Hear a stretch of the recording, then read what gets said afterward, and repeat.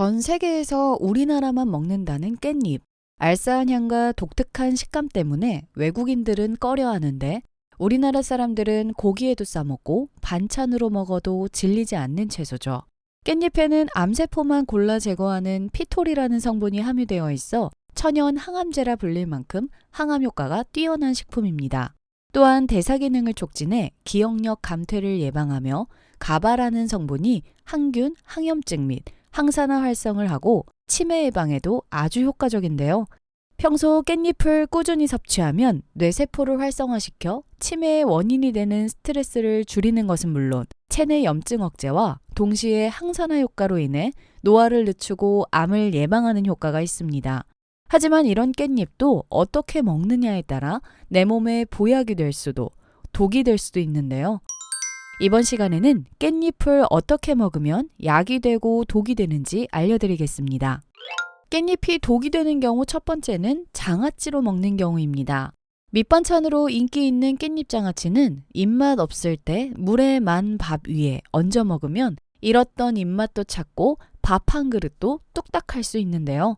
하지만 깻잎 장아찌는 식품의약품 안전처의 칼로리 사전에 따르면 나트륨 함량이 100g당 1800mg으로 이는 세계보건기구에서 권장하는 최대 나트륨 섭취량인 2000mg과 맞먹는 양입니다.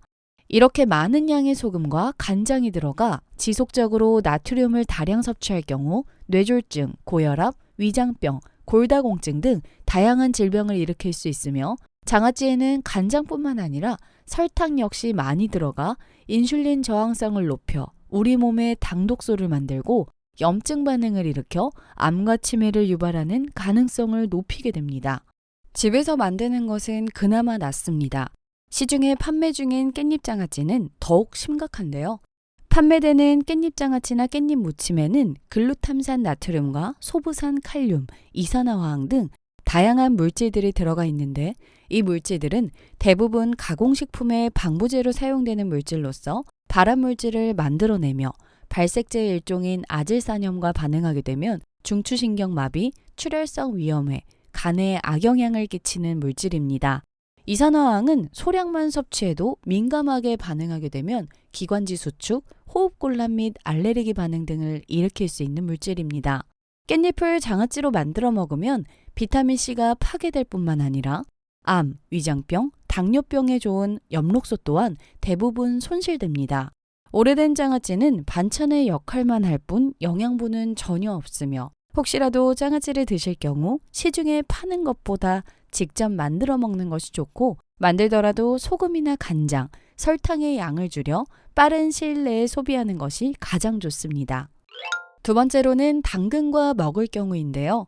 우리가 먹는 김밥이나 비빔밥 등 깻잎과 당근이 함께 들어간 요리를 종종 접하는데 깻잎과 당근은 궁합이 맞지 않은 음식입니다. 당근에는 아스코비나아제라는 효소가 들어있는데 이 효소는 깻잎의 비타민C를 모두 산화시켜 제대로 된 영양소를 섭취하지 못하게 됩니다. 하지만 당근의 아스코비나아제는 열에 약하기 때문에 가열하면 쉽게 무력화되어 익힌 당근은 깻잎의 비타민C를 무너뜨리지 않게 됩니다. 또한 당근의 영양소는 생으로 섭취할 경우 10%만 흡수되지만 대부분의 영양소가 지용성이기 때문에 기름에 익혀서 드시면 섭취할 수 있는 영양소가 높아집니다. 세 번째로는 신장이 약한 분들입니다.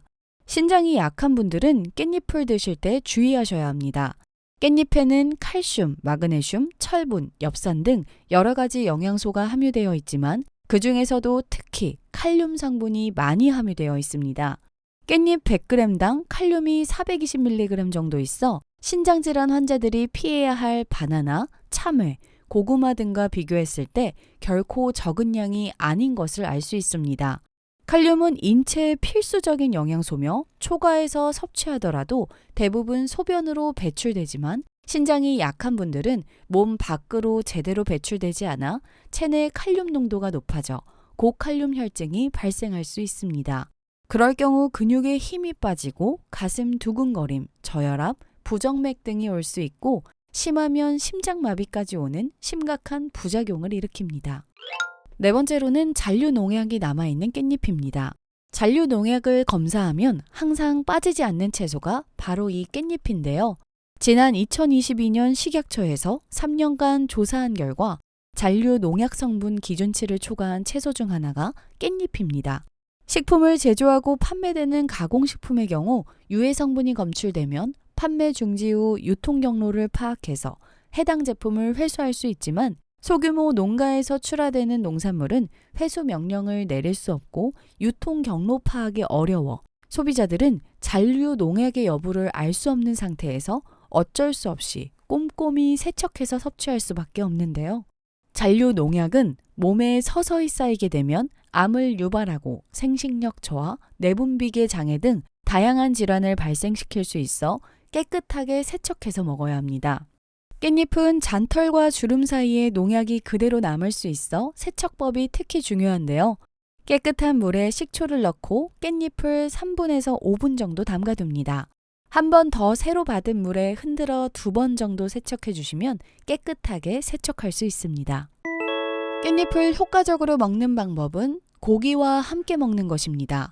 고깃집에 가면 상추와 깻잎은 기본으로 나오죠. 보통 맛으로 쌈을 싸드셨겠지만 깻잎 쌈은 진짜 몸에 좋은 과학적인 이유가 있습니다. 고기를 높은 온도에서 익히면 발암물질이 발생하는데 깻잎의 베타카로틴 성분이 발암물질을 상쇄시키는 역할을 합니다. 실제로 베타카로틴 성분은 활성산소를 억제하고 암을 억제하는 효과가 있습니다. 어떤 연구에 따르면 깻잎 추출물로 쥐의 대장암 발생률을 53% 낮췄다는 실험 결과가 있습니다. 그리고 깻잎 특유의 향으로 고기의 느끼한 맛을 잡아주고 세균과 곰팡이 등의 미생물 증식을 억제하여 식중독 예방에도 탁월합니다. 그리고 현미와 먹는 것도 좋습니다.